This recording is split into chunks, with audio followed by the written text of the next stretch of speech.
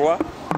Donc là, il n'y a pas de souci. Donc, voilà, moi, Mboka, Pasteur Gili, Alobi, Aza, les chouchous. Excusez, les chouchous, le belasso, batoka, babokechute. Les lots bokechu, comme ça, la sonne, il y a tout un peuple. Bokechu. Bokechu, à sa mongo, mais bokechu, il y a les lots, comme ça, la sonne, il y a mongo. Tribu, on a peine à ça. Bokechu, il y a na Mboka, Oyo, na Congo, premier intellectuel à l'étranger. Entre autres, na Belgique, on a mongo aussi. Vieux Bombokolo Kumba, paix à son âme. Donc, le lobo Ketchou a bandit qu'on crachait encore sur la mémoire. Il y a vieux Bomboko, Boketchou a bandit qu'on crachait encore la mémoire. Il y a bateau Babunda, Namboka Oyo, Boketchou a bandit qu'on crachait la mémoire. Na lit, il y a peuple congolais. Boketchou a bandit qu'on crachait la mémoire. Il y a lit, il y a IDPS. Oh, IDPS a Bunda pour conquérir le pouvoir. Oh, Boketchou a cela, le long Mukanda na poto pour na IDPS. Le lot Boketchou a joué drapeau. Yamboka Akati. Président Fachi Alaka a raison, Yakolobake. Ce n'est pas le Rwanda qui combat la RDC, mais ce sont les Congolais eux-mêmes. Ne battu le lot bazo combattre Mboka. Le lot Mouto Akati drapeau. Il n'est pas un Rwandais, c'est un Congolais.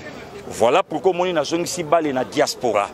Bango batu balaka na moindre problème les kanaka parce qu'il dit bon marché les kalobé la boy bo sala boy le col salami na poto na pe nation ici balé pas diaspora na yoka son ya Boketchou pa na bango yoka son ba sala justice na bêtise au Boketchou sali voilà pour bango diaspora ba boya ka ba pasteur bateya pona kimie kota na mboka ba boya ka ba mise bateya kimie kota na mboka maintenant kimie bandi ko kota na mboka l'un d'eux a vu drapeau atumbi bango ba sawapi. Voilà. Merci beaucoup, moi Mboka Pasteur. Italien, via Zosala Makambu comme un fou, c'est pas normal. Martin Fayeba qui azalaki candidat ya peuple congolais. Martin Fayeba qui azalaki chouchou ya peuple congolais. Martin Fayeba qui azalaki messie au peuple congolais banda ozelate. Il faut tirer le Koana na mutuna ye. Un candidat opportuniste, un candidat fabriqué par les deux géants commerçants, Yambo Cannabiso, a réussi comment? Katumbi Alobaki Yango, abi problème auto échoué, te comparer qui voiture marque Ketch, en tout cas diaspora ba ebi marque Ketch malamouté, donc te comparer qui voiture à Moukié, na remorque qui est fachi. Le choix est clair. Qui Martin Fayoulou, Julian Angaï? Oh. Aoka isoni na fatikante akanisa ya okota mutasuka batu bakotelema bakoyembela ye asangi na kitsa ovanda so bato basali Martin Fayoulou bazolo bango clair kaswa kitesko ya swa kindengene entre autres l'église catholique le cardinal Ambongo alobaki na vakende abitika betisa pa pamba lui Martin là où il est ayebi combien ça là derrière Félix tout ces temps. Ayebi combien Félix a façonné dans le monde politique à la République démocratique du Congo. Katumbi alinga yete. Muto ya latie le loba costume ya kitoko Katumbi alinga kayete. Muto ya mema Fayoulou pas Katumbi c'est président Fachi. Ayebi le côté. Bango nyo sonné bazana la mukana sont des commerçants. Bana casquette à politique. Bemba politicien, commerçant sorti d'un père commerçant. Katumbi, évidemment, Bimina famille ba commerçant. C'est Kabila qui a fait de Katumbi un politicien à Katanga pour na ba cop na bango obanda ko sala. Bemba, Mama Bobila dawa pesi offre ya récupérer biloko na bango na Guado. Bemba qui a beti masasa yo ki lenga soupale. Ami sali politicien de la rébellion la vice-présidente. Or à Sacha qu'il était déjà maudit par son père. Vous comprenez un peu? Puisque les lots Julia Batouba Obo Sanali solo, moi toko seka. Mais Moko Totika Black Tosonga. Qui est ce politicien à Congo azana casquette au facha zanango? Le lot ceux qui font la solo ba que père politique ne tient Tshisekedi. Mais facha le qui est? Pour facha père politique ne tient Tshisekedi père biologique na eli susu. Avec qui on a double brassard. Qu'on se dise de vérité Julian Nangai. Pour le lot parfois muta comme loba. Bemba Zobeta Massas en Équateur, maudit par son père ici, ministre économie, l'année 88, Jano Bemba Saoulona. 98, pardon.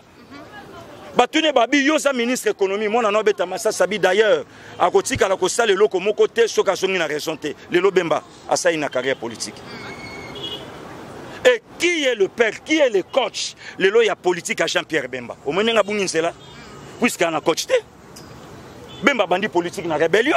et puis de la rébellion à la vice-présidence et la vice-présidence prison. Kobima prison dépourvu d'essence aujourd'hui. Voilà un peu, Julia. Il faut te expliquer à Batou vérité. Katumbi un commerçant. Katumbi a kimi mouzen exil. Chine a renvoyé à Bengi pour passer la bakop na bango tche gouverneur à Katanga. Nous sommes on a aujourd'hui. Comme ça, les minéraux passera parmi tout cas par Katanga, à les battre à l'Occident.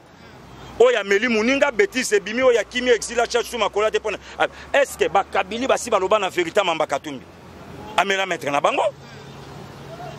Et le peuple congolais, à cause de Bouzoba, peuple a l'obité de voter Katumbi, Moukonzamboko. Mais demandez aux Véclibiens, ils sont devant moi. Bah yebi makambo Katumbi rien que na makamba bale ya pamba. Comment a malmené l'équipe à Kinshasa? Ceux qui déringuent risquer que fasse Katumbi. Ah bon? Mais je vous dis, bazo landanga partout dans le monde. Na 2004, na martyr Dering Mazembe, Katumbi a bimisa GP na miso abatu. Moi j'étais au stade. GP na miso abatu. Et pour bêta massa silicolo. Et aujourd'hui, quand des gens comme des Jackie Ndala passent à la télé pour valoriser Katumbi, voilà si ka Congolais a bololé bazo sombaye na polo pour appeler sa député 5 ans l'Assemblée. Des gens comme des Jackie Ndala. Na compétence na ye. Le monde entier fingi fachi sobate, mais Congolais fingi fachi soba soba. L'imprésent soba soba, Lelo a fait montrer dans le monde un président le plus intelligent de tous les présidents africains. Voilà. Merci beaucoup. On avance avec le pasteur Guili. Donc continuer à silisa si je n'ai de Martin Fayulu. Martin Fayulu a beau parlement actuel. Mais ce qui est grave, tout le monde Cyprien et Azanakati. Moi, je suis maloba. Mais il y a un de choses à réponse, Julien. C'est politique. C'est là vraiment, on ne pas comprendre. C'est politique à commerce. Le diaspora, ils ont côté en confusion. Ils croient que diaspora va comprendre. Batuba memi eni oyo eza bandeko na biso ya bandundu. En tout cas bandeko nyonso bandundu bolimbisanga. Émission otango zoyo kango ekangola yo na kombo na Yesu. Et longola yo na complexe d'infériorité au balakela bino na province ya Bandundu. Je vous dis de vérité, vous êtes une province maudite. Province oyo nzamba lakela mayele, mais bato bana Bandundu sont décomplexés. Bazana bamona ka bato baleki bango. Veuillez vraiment m'excuser. Je vous dis en vous regardant dans les yeux. Lelo bozo finga fachi. Lelo bozo sala musitu. Province nini na RDC. Et Sali Kabila loko abandundu. Le lobozo finga fachi a sali coalition. Mais Antoine Kizenga, votre patriarche, a sali coalition pour la première ministre Boloba Yango. Antoine Kizenga a sali coalition. Na China Rambo Pabi ma première ministre Boloba Yango. Boloba te. Et tel tribalisme. Il y a peuple yaka. Et les bandundu. Kizenga a coquille primaturité. Mais le gouvernement na ye, la province qui représenté, il est allé récupérer Mouzitou, la province na ye ya Bandundu, pour qu'il ait fauteuil à primature. Boloba yangote, mais le lobozo finga le luba. Le lopoto parler na politique, na mbokoyo, à ce qui concerne la démocratie. Qui était Etienne Tshisekedi, n'est-ce pas un Moulouba? Mais Bissonio Sonazaïr à l'époque, c'est la mot d'ordre. Il y a Etienne Tshisekedi, Poto Bimananzela et Ponaboy. Le peuple congolais, Facha Telema, Abi Moulouba, a pouvoir au Nambo côté. Mais quand son père combattait ici, objectif n'est à la canine. Voilà pourquoi on dit l'enfant c'est la continuité de son père. Le Tango Telemi, vous, les amis des Bandundu, moi je suis de l'Équateur, Nazoï Sabino vérité. Gouvernorat nyonso ya ville à Kinshasa, Kabila pe Sabino Bosani. Na uto salepa na bino tina masimanimba, même pas poto ya mwinda. Hein? Théophile Mbemba, Christophe Muzungu, Jean Kimbunda, André Kimbuta, Kimbembe Mazunga, bino nyonso boleki na mbokoyo. Vous avez fait quoi chez vous? Au moins Masimanimba construit par Kinke Moulumba. Kenge n'en parlons même pas. Tolukali Pakolia journée mon bémon en a terre. Mais aujourd'hui, vous passez à la télé pour critiquer. Vous étiez ici, Adolphe Mouzitou. Au côté d'un parlement, au Bima, on a plus de 300 maisons. Mais Lelo, Osana pona o critiquer Fachi o ya commissaire opposant. Yo zalaka na Palou, Palou balaka na FCC, Palou balaka na Liena China Rambo Joseph Kabila. Yo comment opposant na ligne pona Fachi? Hein? Au comment opposant pona Fachi? Il faut qu'on vous dise des vérités. Voilà pourquoi la Bible a raison que sagesse a monté vendre dans âge na été. Donc vous pensez que ce bozaba mikolo na bisondo samayele? Non. Non, Julia, il faut te savoir la vérité. Viens le col honoré Ngwanda. Passe à la télé. Dans le monde entier, pendant le baquet Facha, te kimboka na Rwandais. Mais vieux, soyons quand même sérieux. Yo sa moutouna na ko répondre yote. D'ailleurs, pour votre information, batubayi baké yo kimaka mboko avant maréchal. Yo kimaka na mois de mars, maréchal aké na mois de mai. Hein? Le lo tango ba Rwandais babanda koya na mboko yo. Yo zalaka numéro 1. Il y a sécurité na renseignement maréchal Mobutu. Général Bisenyimana o ya zalelo awa. Azalaka lieutenant garde civile chargé il y a sécurité et renseignement général Baramoto. Yo zalaka république o yebaka été. Miko telesel a ela biso communication na mboko Rwandais. O yebaka été qui sangane kwei na avril 97. Un mois en Vachit. Kengo Adondalobi, d'ailleurs, moi je ne suis pas Zaïrois. Les Zaïrois m'ont invité pour aider Bango pour l'été. Toi, tu étais où, Ngwanda? Alobi, moi je suis Rwando-Polonais. D'ailleurs, mon nom c'est Léo Lobich. Toi, tu étais où? Aujourd'hui, vous passez à la télé. Tant papa Tshisekedi ayebisi musée, yoza Congolais mon mboka. Bato ba na simano ba paya. Futa bango mbongo basonga. Nanya finga papete na mboko yote. Congo, obosani ke bo pesaka bizimakara ministère affaires étrangères, bobi diplomatie sala kalibanda pour na Congo. Bo zwan soko bo kotisa na ndaku nzoko avimbi lelo bo tinda facha bumaye. Tant bo kotisa na ndaku boyeba teka okola. Voilà. Boyeba ka teka nzoko okola. Lelo bo komo lo ba fachi muta ba tele bona na kotisa kai. Po facha ba tele skona na kotisa kai. Voilà. Voilà. Eh lelo yo vieux honoré Ngwanda. Vous passez à la télé, d'ailleurs, dans Otunayo. Est-ce que vous avez un pasteur qui est là? Pour Obanda à côté, à Wachepe, Mkomshe, Koya, en plein matin. Est-ce que tu es là? Vous avez un pasteur? Voilà. Dans les Sika Batouya, il y a un moment où Congolais ont Kotanga Mingite, soit disant Moutamayele, mais excusez, via commis dépourvu de sens. À 8 mois. À 8 mois. Vous avez critiqué Moutou, Koleka Mouta 18 ans.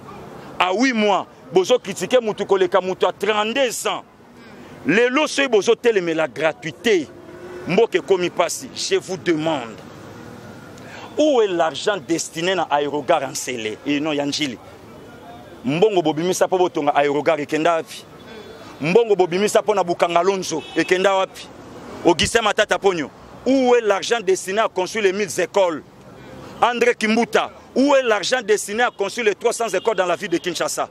Au Kenda, le monde n'a mais au cas parents Sibir Frek Kimbuta, n'importe quoi. Voilà. Et aujourd'hui, vous pensez il y a encore un pouvoir, un plan machiavélique, pour renverser Fachi, même les dieux du ciel, à Ochabino na confusion. Merci beaucoup. N'importe quoi. À la peau de notre nom.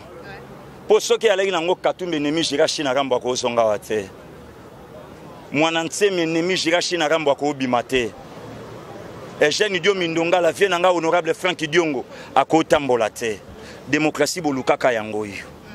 Tant que Maréchal Alobaka, la démocratie c'est un lix pour les Noirs. Bochaka Etembe. Mitterrand, pardon. Bochaka Etembe. Maréchal Aekolobabi, la démocratie n'est pas bon pour les Africains. Bochaka Etembe. Car c'est état de droit Yangoy. Tant que Simba, état de droit. Donc, Congolais, c'est la démocratie, na anarchie. Congolais, c'est la liberté, na libertinage. Eh! Mboka nini mutakoyi koleka finga chef de l'État. Romains chapitre 13, c'est la malédiction. Vous allez encore plus loin à Zoba Zoba. Mais montrez-moi. Mayele na buzoba ba pour vakango. De quel coin sorti China Rambolelo Kongola Koka Olobate? Pour éviter que moindre pépé bakeno na kingaka to suma kofi. De quel coin Moussa Bima Kongola meka Olobate? Pour éviter que soko lobi ba becho fimbu kolandisa ma âge na yo. De quel coin sorti Maréchal Mobutu Zaïwa Koka Kolobate pour pas kopikola même nanda kunabino. Mais les lots congolais abimi un garçon vilain de nature, moins intelligent, a gagné même le procès communal comme Nico Maïngele, passe à la télé, soi-disant avocat, licencié en droit, n'importe quoi, pour insulter les chefs de l'État, vilain de nature, à jouer l'ongateli, c'est qui m'a beaucoup noir. Avocat. Avocat. Oko zwa mutoloko le pengaza na forme banilotique. Mais passe à la télé pour insulter les chefs de l'État, c'est comme si on dirait la famille na bango, bazata na bourgmestre Kakolo Belay. Mukeba ya chaki tembeye wana cycle comme mataye na prison. Lelo ye wana ba komo senga liberté provisoire. Il était joyeux le jour il y a procès na il était très joyeux. Julia Vana hypocrisie. Hypocrisie. Je vous dis frère, c'est de l'hypocrisie. Souffre mais à cascade mon cara. Wana azolinga faire montrer na batu que c'est un ganga film. Tala. Au moni politicien Mouraza, mutu moko tana iloko Alexa Fachi Moussapi. Tout ce monde-là, l'ennemi wana bazoloba, ba faire venir ba effort na bango ba maile na bango vis-à-vis à China Rambo, mais China Rambo seka bango. Na kati ya China Rambo seka bango. A seka bango, les Congolais moins intelligents, un peuple naïf. Julia, nazoloba monde entier zolandanga. Les lotoza na frère na biso na pouvoir. Notre frère, notre sang, Fachi, Félix Antoine Tshisekedi. Jida Zoyebi Sabande Konaye. Alobito Bomayete, c'est notre frère. Il a notre sang, le sang de notre père. Malamugutote Kataya Kendeketo Bomaye. Mais le lot congolais a préféré à sacrifier Fachi au détriment ya numéro 4. Oyoti le même matin mi intime na kola na yena kisasa to monate. Voilà. Abosanya kena makala lobi ke koko na kola na ngaba kuta pesa veni Fayulu ba makalo ba lobine na makala veni Fayulu ya la kate Fatundu abosani vertige a pété ba plomb. Le lot congolais a préféré à élever Barabas qui est Martin Fayulu au profit à Jésus qui est Félix Antoine Tshisekedi. Papa Bundi peuple zaïrois balandi et peuple congolais un peuple qui a hypothéqué même l'avenir de sa famille pour la nation oui. Ba betaye ba caché dans nzoto lelo akena nango na sama belé lelo peuple congolais telema bi mulu ba kozo pouvoir te ça c'est de la sorcellerie mais tant ou to bandai ko c'est la mot d'ordre limité to yebaka te que papa tiena la ramuluba voilà un peu tant to bandai ko c'est la mot d'ordre bongo limité ba lobi nini to yebaki te que papa tiena la ramuluba lelo fachi telema ba bi muluba azo pouvoir te fachi muluba de quelle tribu est sorti Martin Fayulu? Si Fachi Moulouba, de quelle tribu est sorti Martin Fayulu? Allô Banabiso, moi je suis mongo de l'Équateur. De quelle tribu est sorti Martin Fayulu? Puisque Lelo et Moutavandi na poto, azomona loko azana ciel. Et lobi na monde konanga Yves Luamba lobi Masananga, na poto il y a beaucoup de bourriques. Oui, auparavant, tu vas quand ça se moutauti poto et maïle belé. Au contraire, on a poto beaucoup de idiots. Donc moutake poto atikala ko sala ta formation mo côté lobi nango. Ata fait nanga boni moto gachi donc caillou na caillou aza na France ayebi ata français te aza na Angleterre atika ko yeba ata anglais te mais lelo comme on a petit musicien lokola soi-disant Célestino ba yebi kutu yete na Congo Marie-Paul Amemaye muta passe comme na poto abando finga chef de l'État moi si kuta benga na yo aboya yo pour abala na artiste et comédien wana ya moni angote voilà un peu. Voilà. Et aujourd'hui, peuple, yo kan se loko o le loba Camerounais balobi. Et loko o ba Camerounais balobi. Et ça insulte la nation congolaise. Si. Que botine de la biso Fachi, et biso totine de la biso Paul Biya, na Sénat na parlement. Ba Congolais to se pela nangote. Peuple camerounais va fingi biso. Et ngelo banini autrement. Le colabino boson di mamuta. Valeur ya o ya biso tozana été. Le colabino boson di mamuta malamu bosana été. Bo pesa ye kasibiso. Voilà. Voilà. Lelo, Martin Fayulu, un produit fabriqué par les amis commerçants politiciens qui est Bembaye Katumbi, Ndeba Sali Fayulu, Lelo Fayulu, Alinga Koma les chouchous congolais, que les candidats au peuple congolais, Barefaka Baselaka, l'infatigable perdant. Hein, l'extraordinaire Martin Fayulu, le marque de la bête, le 666.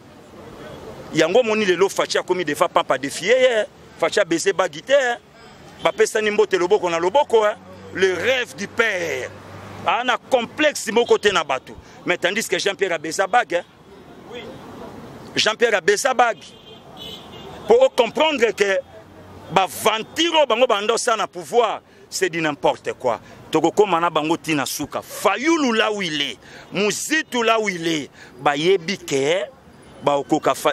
Et donc garder Fachi Zaka calme. Hein? Aujourd'hui la casquette à Bukonzi.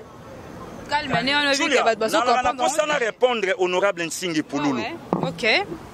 Na ranelo komo Nsingi Pululu a côté sabiso na mutu. Honorable na s'adresser na yo. Oza mutali boso olekaka na media.